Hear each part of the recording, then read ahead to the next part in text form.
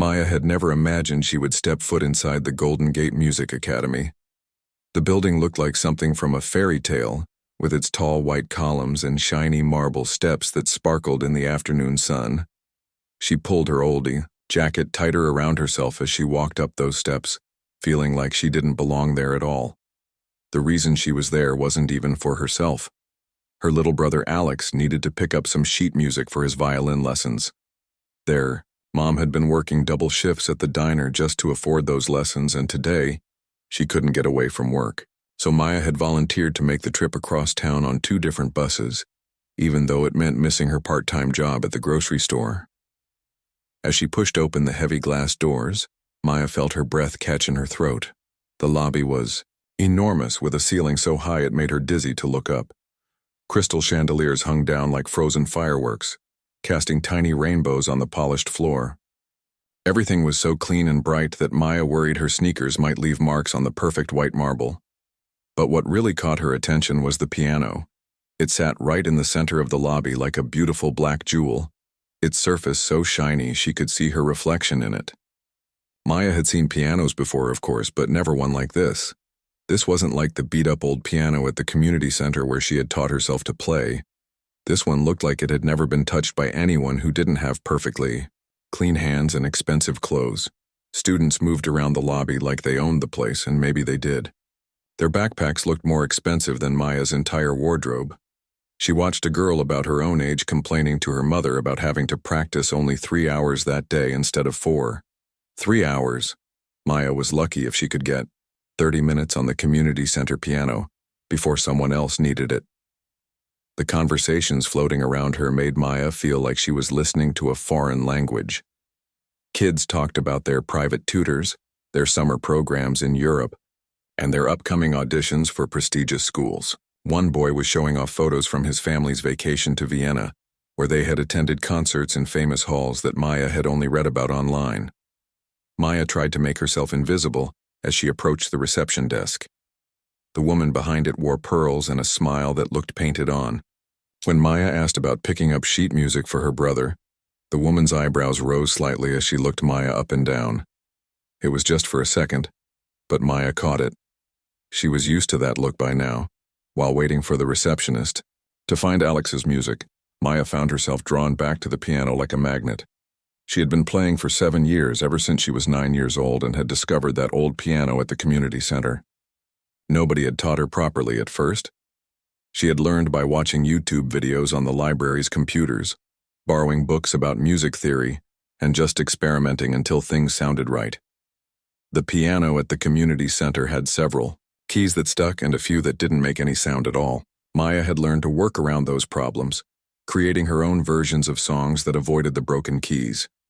She had gotten so good at it that sometimes she forgot other pianos didn't have the same limitations. This piano in front of her now was perfect. Every key would work. Every note would ring out clear and true. Maya's fingers itched to touch those keys, to hear what real music sounded like on a real instrument. She had dreamed about playing a piano like this, but she had never thought she would actually see one up close. The students around her probably took this piano for granted. They came here every day, walking past it without a second glance. They had pianos at home, probably several of them.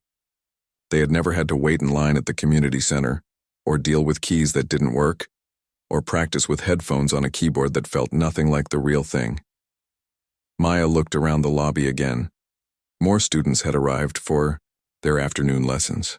They all seemed to know each other, greeting friends with air kisses and talking about parties and events that Maya had never heard of.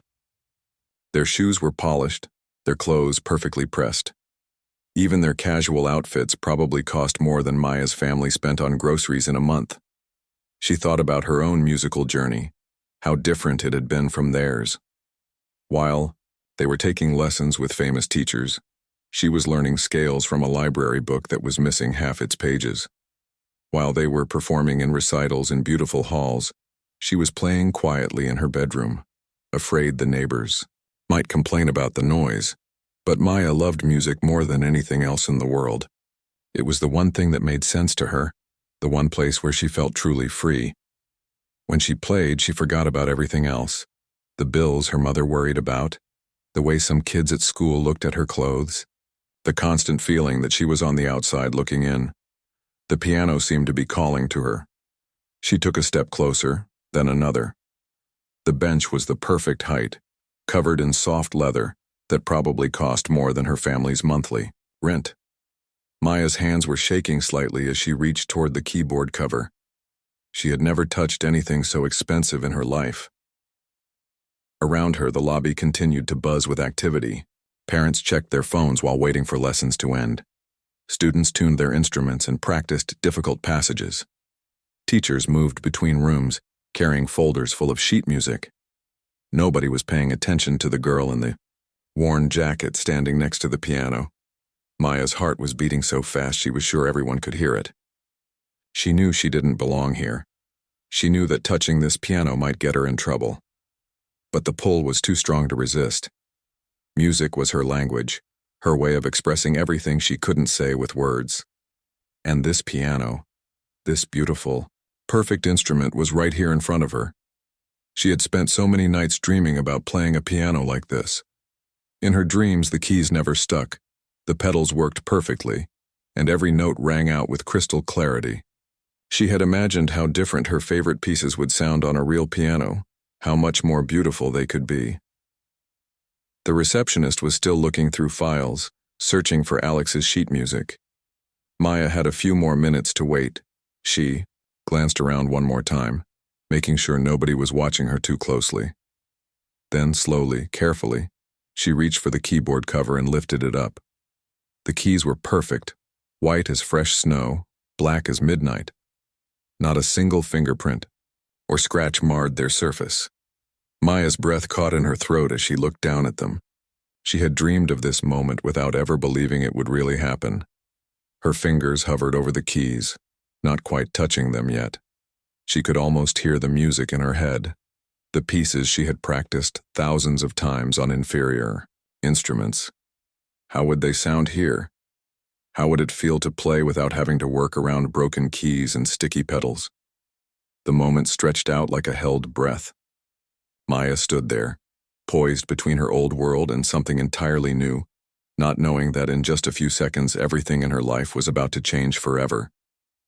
Maya's fingers had barely touched the smooth piano bench when she heard the first whisper. It was soft at first, like a snake sliding through grass, but it cut through her heart like a knife. "Who is that girl?" The voice came from somewhere behind her, but Maya didn't turn around. She knew better than to look. Looking would only make it worse. Instead, she tried to focus on the piano keys in front of her, those perfect black and white keys that promised so much beauty. "She doesn't go to school here," another voice joined in, this one belonging to a boy whose expensive sneakers probably cost more than Maya's family spent on food in a month. "I've never seen her before."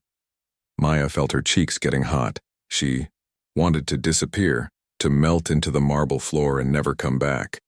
But Alex's sheet music still wasn't ready, and she couldn't leave without it. Her mom was counting on her. She had to stay strong. The whispers were getting louder now, spreading through the lobby like wildfire. Maya could feel eyes on her from every direction.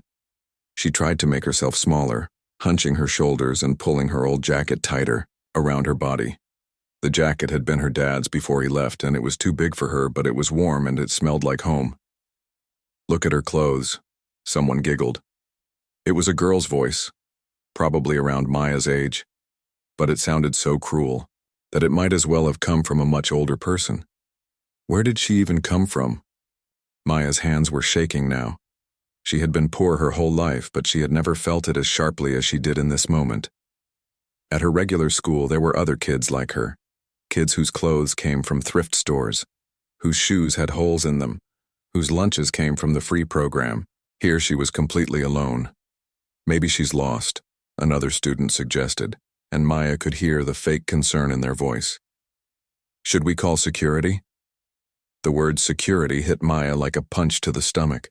She wasn't doing anything wrong. She was just waiting for her brother's sheet music. She had every right to be here, even if she didn't look like she belonged, but the students around her didn't see it that way. To them, she was an outsider, an intruder in their perfect world. They had probably never had to worry about money. never had to choose between buying new shoes or helping their mom pay the electric bill.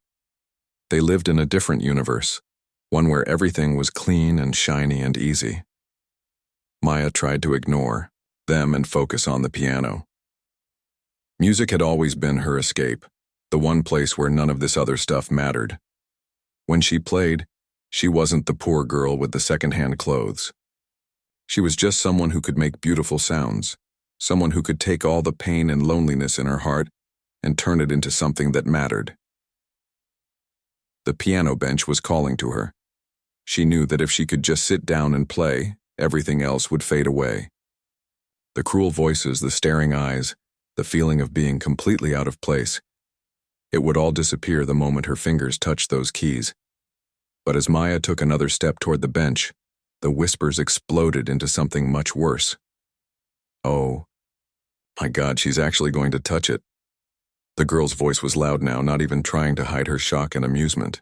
Someone should stop her before she breaks something. That piano is worth more than her house, a boy added, and his friends burst into laughter. The sound echoed off the marble walls and high ceiling, making it seem like the whole world was laughing at her. Maya froze. Her heart was pounding so hard she thought it might burst out of her chest. She had faced bullying before, but never like this. Never surrounded by so many people who seemed to think her very existence was a joke. Seriously, who let her in here? Another voice joined the chorus. This isn't a public library. The laughter was getting louder and meaner. Maya could hear phones being pulled out, probably to take pictures or videos of the poor girl who dared to approach the fancy piano. The thought of her humiliation being shared online made her feel sick. An adult voice cut through the noise, one of the parents waiting for their child's lesson to end. Maybe someone should tell the front desk, the woman said in a stage whisper, that everyone could hear. I mean, we pay good money for our children to have access to these facilities. Maya's eyes filled with tears, but she blinked them back furiously. She would not cry in front of these people. She would not give them the satisfaction of seeing her breakdown. She had been through worse things than this, and survived. She could survive this too. But the comments kept coming, each one like a slap across the face. Look at her hands, someone said. They're all rough and dirty, she'll probably damage the keys. Maya looked down at her hands and felt a fresh wave of shame. They were rough, from working at the grocery store, from helping her mom with cleaning jobs on weekends, from all the hard work she did to help keep their family afloat. They weren't soft and manicured like the hands of the other students. They were working hands, survival hands. This is so embarrassing, another student muttered. Why doesn't she just leave? The receptionist looked up from her files, finally noticing the commotion in the lobby. Her painted-on smile faltered as she took in the scene, Maya standing alone, by the piano, surrounded by a crowd of well-dressed students who were treating her like some kind of dangerous animal. Is everything all right over there? The receptionist called out, but her tone suggested she was more worried about the disturbance than about Maya's feelings. The question only made things worse. Now everyone was staring directly at Maya, waiting to see what she would do. Some of them had their phones out, ready to capture whatever happened next. The moment felt frozen in time, like a photograph of humiliation that would last forever. Maya's instincts screamed at her to run. Every fiber of her being wanted to turn around and rush out of this place, to never come back and never think about it again. She could wait outside for Alex's sheet music. She could avoid this whole situation and preserve what little dignity she had left. But something deeper than fear or shame was keeping her feet planted on that marble floor.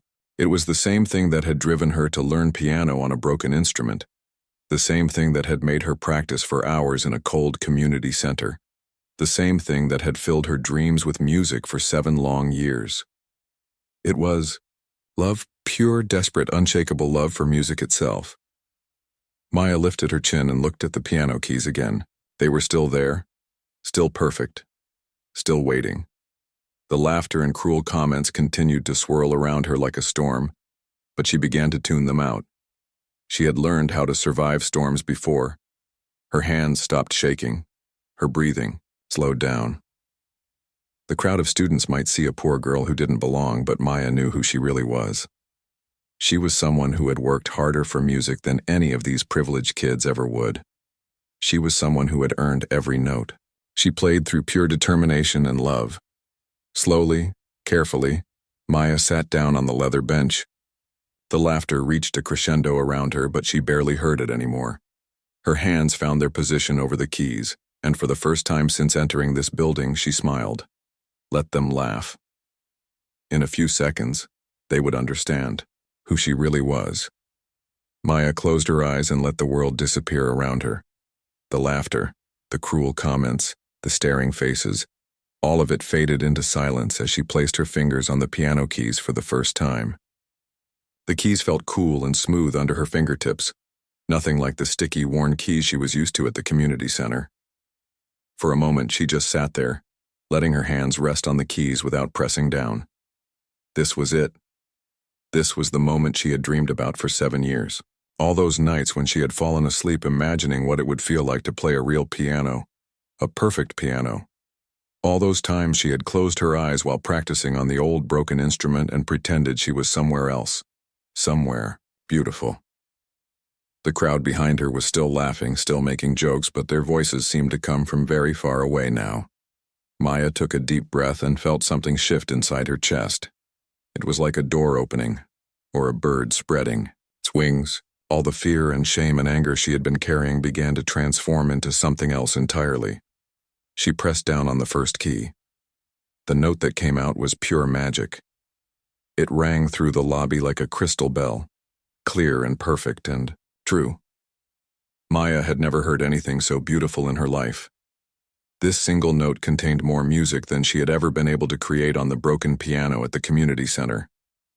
The laughter behind her faltered slightly, but Maya barely noticed. She was already moving to the second note, then the third. Her fingers began to find their way across the keys like they had been born to be there. She had chosen to play Chopin's Ballade No. 1, a piece she had learned entirely from watching videos online and reading free sheet music she had printed at the library.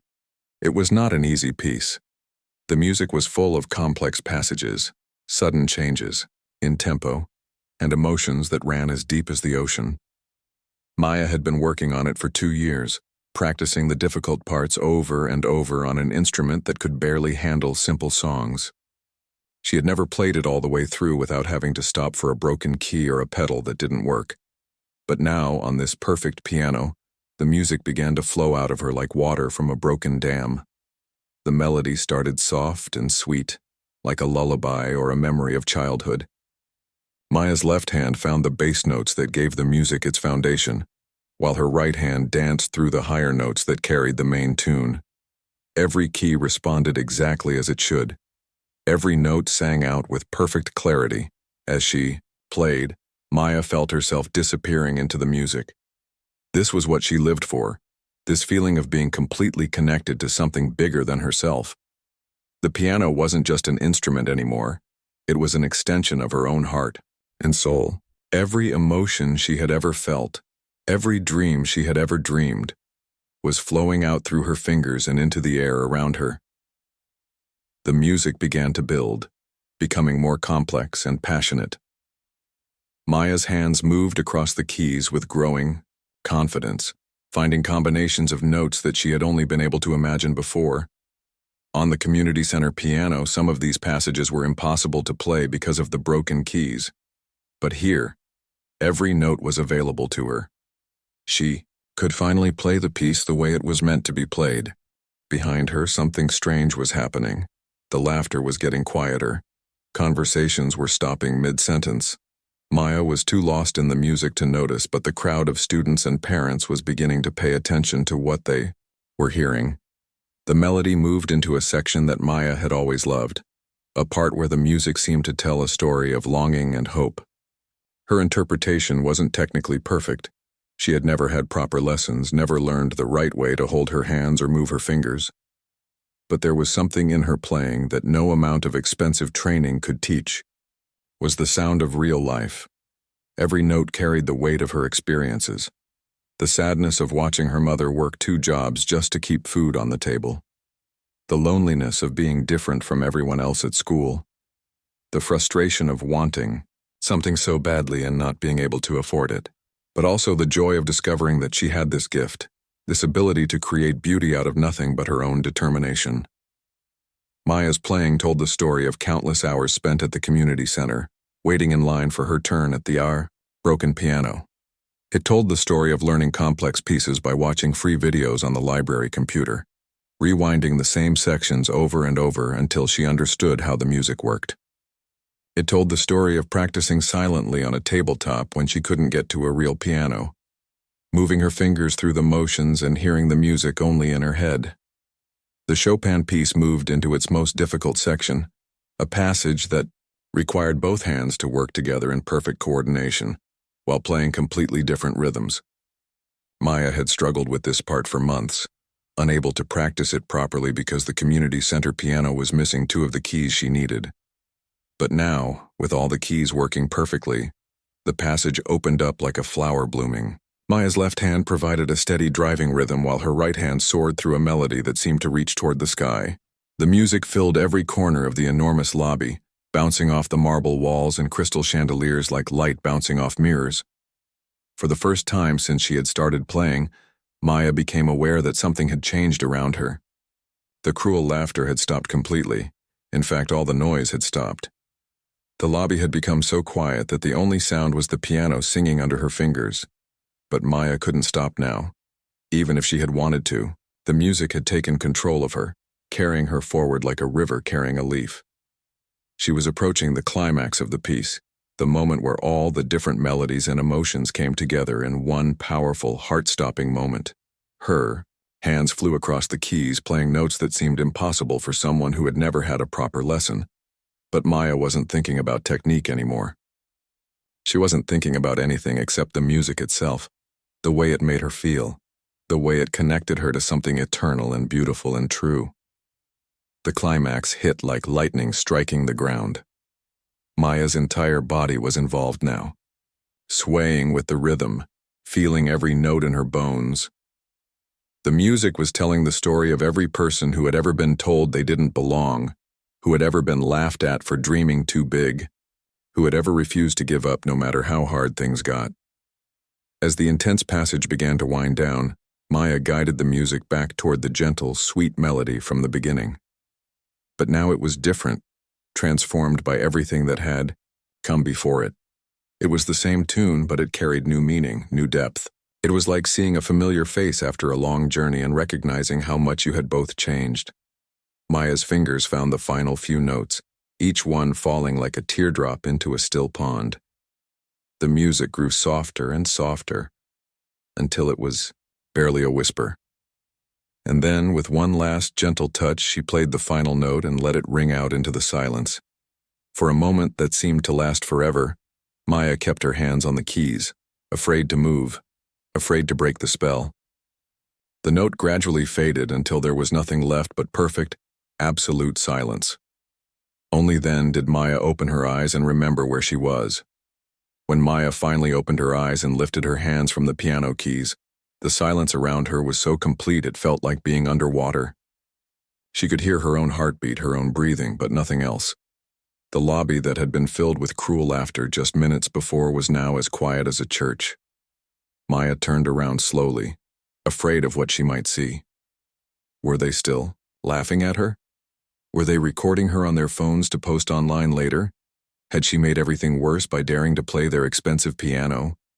But what she saw took her breath away completely. Every single person in that lobby was staring at her with their mouths open. The girl who had made the cruelest comments about Maya's clothes was standing frozen with her hand halfway to her face, like she had been about to cover her mouth in shock. The boy who had joked about Maya's rough hands was gripping his violin, case so tightly his knuckles had turned white. The parents who had been checking their phones were now holding them forgotten at their sides. A woman in a designer suit had tears streaming down her cheeks. An elderly man near the front desk was shaking his head slowly, like he couldn't believe what he had just heard. Maya's first instinct was to run. The attention felt almost as overwhelming as the cruel laughter had been. But something in their faces stopped her. These weren't the same faces that had mocked her before. The meanness was gone, replaced by something Maya had never seen directed at her before. It was respect. The silence stretched on for what felt like hours, but was probably only seconds. Maya could see people struggling to process what they had just experienced. Some of them looked confused, like they couldn't understand how the girl they had been laughing at could possibly play like that. Others looked ashamed, their eyes fixed on the floor as they realized how terribly they had treated her. Then, from somewhere near the back of the crowd, came a single sound. Clap. It was soft, almost hesitant, but it cut through the silence like a knife. Maya turned toward the sound and saw an old man with white hair and kind eyes. He was clapping slowly, deliberately, his weathered hands making a sound that seemed to echo off the marble walls. Another person joined in, then another. Within seconds, the entire lobby erupted in applause that was so loud and sudden it made Maya jump. But this wasn't the polite, proper clapping she had expected from these wealthy people. This was something else entirely. This was the kind of applause that came from deep inside, the kind that people couldn't control even if they wanted to. Some people were clapping so hard their hands must have been stinging. Others were wiping tears from their eyes while they clapped. A few were shaking their heads in amazement like they still couldn't believe what they had heard. Maya stood there in the middle of it all, feeling like she was in some kind of dream. Just 10 minutes ago, these same people had been treating her like she was invisible, like she was something disgusting they had found on their shoes. Now they were giving her a standing ovation that seemed to go on forever. The girl who had made fun of Maya's clothes was one of the people clapping the hardest. When their eyes met across the lobby, the girl's face crumpled with shame, and she mouthed the word sorry over and over again. Maya could see that she meant it, that the music had somehow changed something fundamental inside her. The boy who had joked about calling security was crying openly now, not caring that his friends could see. He had probably never heard music played with such raw emotion before. In his world of perfect technique and expensive lessons, he had forgotten that music was supposed to touch your heart, not just impress your teachers.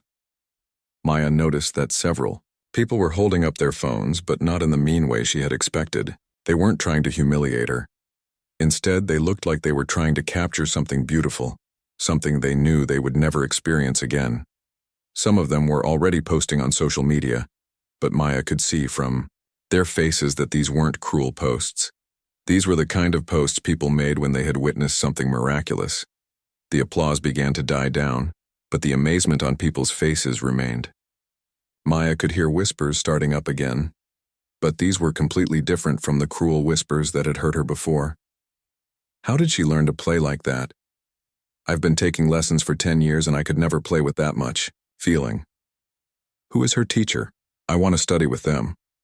That was the most beautiful thing I've ever heard.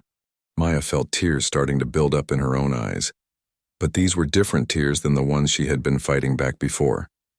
These were tears of joy, of relief, of finally being seen for who she really was instead of what she looked like. An elegant woman with silver hair made her way through the crowd toward Maya. She moved with the kind of confidence that came from years of being important, but her face was soft with emotion. When she reached Maya, she stopped and just looked at her for a moment like she was trying to memorize her face. That was extraordinary, the woman said, and her voice was shaky with emotion. I've been coming to this academy for 15 years, and I have never heard anything like that. Other people began to approach Maya, all of them wanting to tell her how her music had affected them. A teenage boy admitted that he had wanted to quit piano because it had stopped being fun for him, but hearing Maya play reminded him why he had fallen in love with music in the first place. A mother said that Maya's performance had moved her to tears because it reminded her of her own dreams of being a musician when she was young. But it was the elderly man who had started the applause who affected Maya the most. He made his way slowly through the crowd using a walking stick to support himself. When he reached Maya, he took her rough working hands in his soft, aged ones. "My dear," he said, and his voice was full of warmth and kindness. "I have been around music for 70 years. I have heard the greatest pianists in the world play in the most famous concert halls. But what you just did here, with no preparation, no fancy training, no expensive clothes, that was real music. That was music played from the heart, and it was more beautiful than anything I have ever heard. Maya looked around the lobby one more time, taking in all the changed faces, all the people who had gone from laughing at her to celebrating her in the span of just a few minutes. She thought about how different her life might have been if she had been born into their world, with money for lessons and instruments and all the advantages they had. But then she realized something that surprised her. She wouldn't trade her journey for theirs. All the struggle, all the practicing on broken pianos, all the nights when she had to choose between music and everything else, it had all led to this moment. Her difficult path had given her something that money couldn't buy. It had given her a soul that could turn pain into beauty, loneliness into connection, and struggle into strength. And for the first time in her life, Maya understood that she had never been the poor girl who didn't belong. She had always been exactly who she was meant to be. The applause was finally dying down when Maya heard the sound of heels clicking rapidly across the marble floor. She turned to see a woman in an expensive black dress walking toward her with quick, determined steps. The crowd parted to let her through, and Maya could tell by the way everyone stepped aside that this woman was someone very important. The woman had perfectly styled gray hair and wore the kind of jewelry that probably cost more than Maya's family, made in a year. But her eyes were red from crying, and her usually perfect makeup was slightly smeared. She stopped right in front of Maya and just stared at her for a long moment, like she was trying to solve a puzzle. "I'm Dr. Chen," the woman said, and her voice was both gentle and strong. "I'm the director of this academy. I was in my office doing paperwork when I heard the most incredible music coming from the lobby. I thought one of our advanced students was practicing, but when I came out here..." She paused and shook her head in amazement. "When I came out, here I found you." Maya didn't know what to say. She had never spoken to anyone as important as a school director before, especially not one who looked like she belonged in a magazine. Maya was still wearing her old jacket and scuffed shoes, still feeling like an imposter in this beautiful place. "How long have you been playing?" Dr. Chen asked, and her voice was full of curiosity rather than judgment. 7 years, Maya answered quietly, her voice barely above a whisper. She was afraid that if she spoke too loudly, this magical moment might shatter like glass. 7 years, Dr. Chen repeated, and she looked even more amazed. "And where do you study? Who is your teacher?" Maya felt her cheeks getting hot again. This was the moment when everything would go back to normal, when Dr. Chen would realize that Maya was just a poor girl who didn't belong in their world. "I don't have a teacher," Maya said, looking down at her hands. "I taught myself. I practice at the community center when I can get time on their piano." The lobby, which had been buzzing with quiet conversations, went completely silent again. Maya could feel everyone staring at her, processing what she had just said. She had taught herself. Everything they had just heard, all that beautiful music, had come from someone who had never had a single proper lesson. Dr. Chen's mouth fell open. She looked around at the crowd of students and parents, then back at Maya. "You taught yourself to play Chopin like that? On a community center piano?" Maya nodded, still not looking up. She was waiting for Dr. Chen to tell her that she needed to leave, that self-taught players weren't welcome in a place like this. Instead, Dr. Chen did something Maya never expected. She started crying. Not just a few tears, but real crying. The kind of crying that comes from being so moved by something that your heart can't contain it anymore. She reached into her purse for a tissue and tried to compose herself, but the tears kept coming. "In 30 years of running this academy," Dr. Chen said through her tears, "I have never heard anything like what you just played. Never. We have students here whose parents pay $50,000 a year for lessons. We have kids who have been playing since they were 3 years old. We have young people who perform at Carnegie Hall and compete in international competitions." Maya's heart sank. This was it. Dr. Chen was about to explain why Maya didn't belong here, why the trained students were better than her. "But none of them," Dr. Chen continued, her voice getting stronger, "none of them have ever played with the soul that you just showed us. What you did here today wasn't just music, it was pure art, it was..." She paused, searching for the right words. "It was the reason music exists in the first place." Maya finally looked up. and she saw that Dr. Chen's eyes were shining with something that looked like hope. "I want to offer you a full scholarship," Dr. Chen said, and her words seemed to echo off the marble walls. "Full tuition, use of our practice rooms, access to our pianos, and lessons with our best teachers. Everything you need to develop your incredible gift." The crowd around them gasped. Maya heard someone whisper full scholarship in amazement. She knew that the people around her paid enormous amounts of money to study here, and Dr. Chen was offering to give her everything for free, but Maya felt confused instead of happy. "I don't understand," she said. "Why would you want to teach me? I don't know how to read music very well. I don't know the proper way to hold my hands. I don't even know what half of those music terms mean."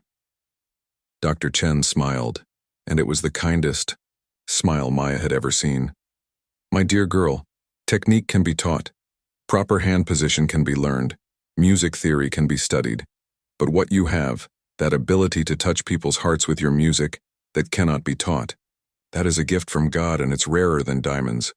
She gestured to the crowd around them. "Look at these people. Look at their faces.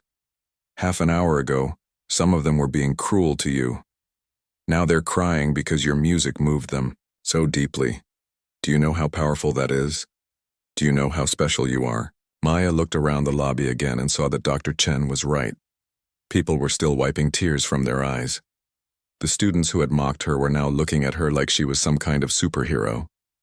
The parents were whispering to each other about how incredible the performance had been, but Maya was still scared. "I don't know if I belong here," she said honestly. "I'm not like them. My family doesn't have money. I work at a grocery store after school. I take the bus everywhere." Dr. Chen reached out and gently took Maya's hands in hers. Maya was embarrassed by how rough and calloused her hands were compared to Dr. Chen's soft, manicured ones. But Dr. Chen didn't seem to mind at all. "These hands," Dr. Chen said, looking down at Maya's working hands, "these hands have character. They have stories. They have lived real life, and that's why your music is so real. Don't ever be ashamed of who you are or where you come from. Your background isn't something to overcome, it's your superpower." Maya felt tears starting to build up in her eyes again. No adult had ever talked to her like this before. No one had ever told her that being poor and different was actually a good thing. "But what about my brother?" Maya asked. "I came here to get his sheet music. My mom is counting on me to take care of things while she works." Dr. Chen smiled. "We'll make sure your brother gets everything he needs too, and we'll work around your schedule. You can keep your job, keep helping your family. We'll make this work because talent like yours doesn't come along very often." The elderly man who had started the applause made his way over to them. Maya could see now that he was even more distinguished than she had realized. Other people in the crowd seemed to know him and were treating him with great respect. "Dr. Chen," he said, "I completely agree with your decision. I'm Harrison Wells, and I've been on the board of this academy for 20 years. I've also been a professional musician for most of my life. What this young lady did today was extraordinary." He turned to Maya with a warm smile. "I would be honored to be your first teacher here, if you'll have me. I think we could learn a lot from each other." Maya looked around at all the faces surrounding her. The cruel laughter was completely gone now, replaced by admiration, respect, and excitement about what she might accomplish.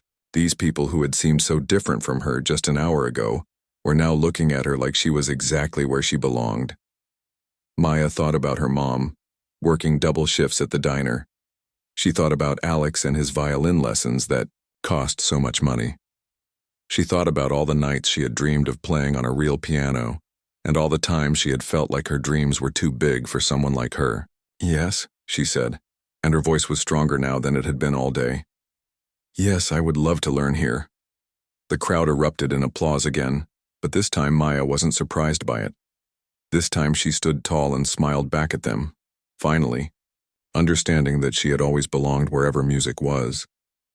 As the celebration continued around her, Maya realized that the most important thing hadn't been proving herself to these people.